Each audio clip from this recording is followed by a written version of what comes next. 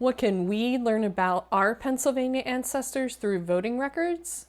I'll tell you where to find those records and what is inside them.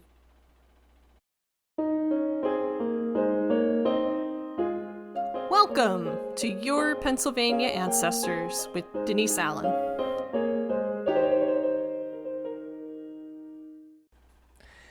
"2020 marks the anniversary of two amendments to the U.S. Constitution. It's the 150th anniversary of the 15th Amendment, which gave the right to vote no matter the race, color, or previous designation of servitude of people in America. And as I saw celebrated in many places, it's the 100th anniversary of the 19th Amendment to the Constitution, which gave women the right to vote. So, as you research your ancestors in Pennsylvania and anywhere in the United States, keep in mind those two amendments. The 15th Amendment was ratified in 1870, and the 19th Amendment was ratified in 1920. That's one set of clues to help find your voting records. Despite those two amendments to the federal Constitution, the actual ability to register to vote, which is your first step, as we all know, in order to vote in an election, that registration is controlled by state constitutions. And Pennsylvania is no different than any other state. The first people that could register to vote in this state and therefore vote in an election were people that owned land and paid taxes on that land. So those are the first people you're going to find on voting rolls, and those oldest voting records way back in the late 1700s when Pennsylvania first became a state and people first got that right to vote. Many people know about the poll taxes enacted across the southern states. Pennsylvania never had a poll tax. It never had, let's say, a quiz or a test in order to vote, but Pennsylvania required from the earliest time when it became a state that the only people that could be on the voting registration are those that paid taxes on their land. So your first people you're going to find in voting records are men, usually because they own the land, usually white European men because they were allowed to purchase land in Pennsylvania and therefore they had the right to vote before anyone else. Now, voting registration lists are held at the county level, and registration is done through county governments. First, it was just through the county commissioners with some help from judges, and then it moved to an actual board of elections who runs the elections now in terms of voter registration and collecting ballots on election day. Those are the records you're going to look for voting records is at the county level. But let me tell you what exactly you're going to find during different years, because like all records that genealogists use, what is actually in the record and collected changes according to law and changes over time. So let's cover those.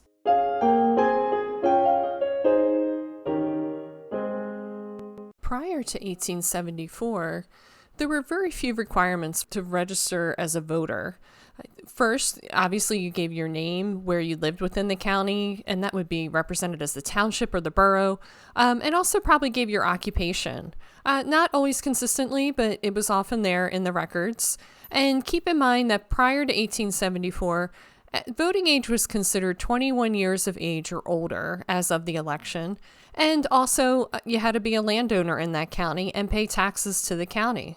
Between 1874, which was the date of a new Pennsylvania Constitution, and 1937, when there was a major change in the voter registration laws, between those years, what they collected additionally at the county level was a person's political affiliation, also if they were the actual householder or just a boarder on that property, the name of their employer, and also if they were a naturalized citizen.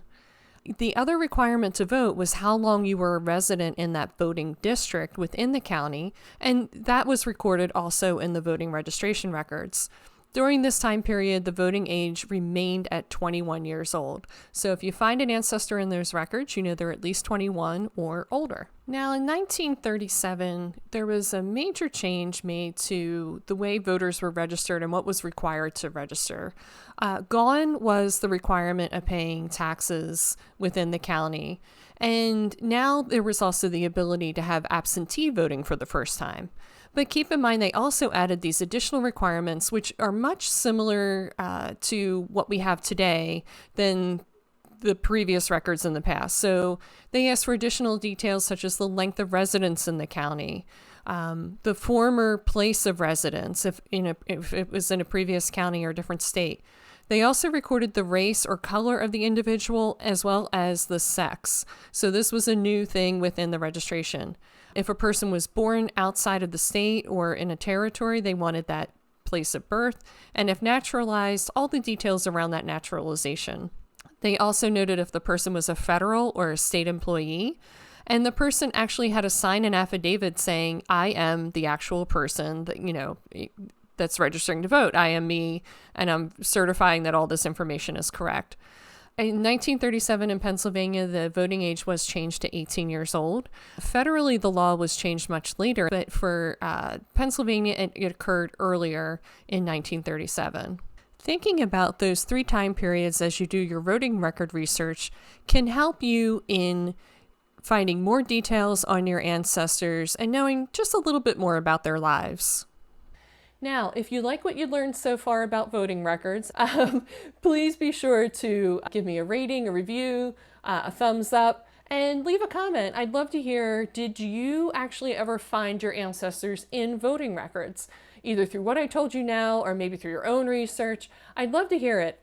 My own ancestors I have not found in voting records. I have looked, and those records do not exist in the counties that I've looked in. But I do know through doing client work that there are voting records out there in Pennsylvania counties, and they might be way back in the storage area of the courthouse, but they do exist, and I also know some of them have been microfilmed. So I'll cover where those are next, but be sure to subscribe so you don't miss my next videos on more records for your Pennsylvania ancestors. Now, if you're at home and you're looking for digitized records, access from your computer at home, the place you're going to find those voting records is on Family Search. Now, you're not going to be able to type in the search box and be able to find those records. They haven't been computer indexed, meaning, you type in the name of your ancestor and up comes a bunch of results on the screen and then you click and can see the record. You're going to need to go into the catalog, and I included links in the description for this episode so you can actually get access to the catalog if you haven't used it before. And you're going to be actually paging through as if you were looking through an actual book of those voting records. So do look for those voting records, though, in the Family Search catalog. And keep in mind that you're going to see maybe a couple different things in courthouses or in those online catalogs. One is you're going to see voting registers or voting lists. Those are the 2 things you want to use for your ancestors. The other thing you're going to find is election returns. So election returns actually are what they sound like, the actual counting of the ballots on election day. So on those records are going to be who got the most votes or who was voted into office in county offices, let's say. And if your ancestor served in that position, then you're going to find them in the records, but that's very few people, right? So keep in mind, election returns are different than voting registries, and make sure that you're looking for the thing that you intend to look for as you go through these catalogs. And if you decide to contact a county courthouse for these records, where they very well could be back in storage, make sure that you do it not around election time.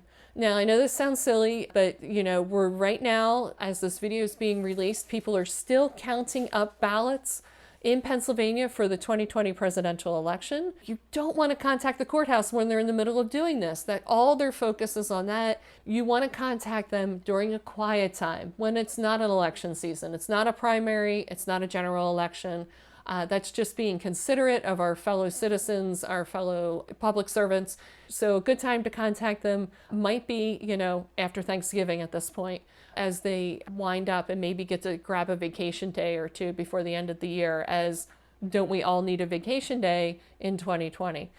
This is Denise Allen at PAAncestors.com, and I wish you many discoveries about your Pennsylvania ancestors.